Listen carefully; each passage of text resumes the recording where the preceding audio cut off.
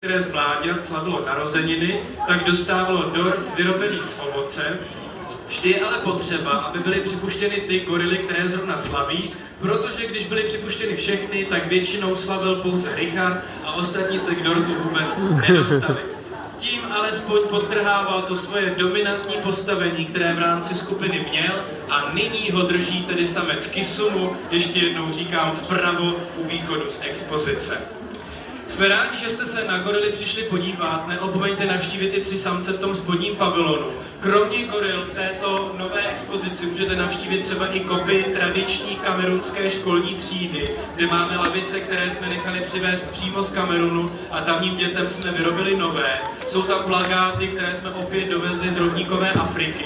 Můžete se projít skrze okrajovou část pralesa. Nahoře máme 2 terária, kde si můžete prohlédnout zvířata z podrostů tropických deštných lesů. Úplně nahoře jsou 4 dotykové obrazovky, které přinášejí záběry goril a využívají software, který se na letišti používá k rozpoznávání teroristů. U nás rozpoznává gorily a když nějakou pozná, tak vám napíše její jméno, vy na něj můžete kliknout a dozvědět se další informace. Zároveň, pokud pavilon opustíte skrze obchod se suvenýry a něco si tam pořídíte, výtěžek z toho používáme právě na ochranu goril.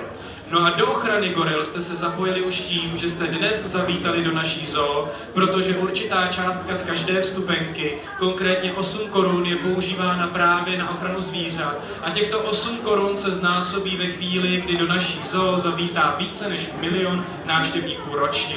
Tyto peníze pak používáme nejenom na ochranu goril, ale i dalších ohrožených zvířat a s každou vaší další návštěvou můžeme pomáhat stejně tak. Děkujeme, že jste se přišli seznámit tedy s chovnou skupinou goril. Jak říkám, navštívte i Richarda v tom spodním pavilonu.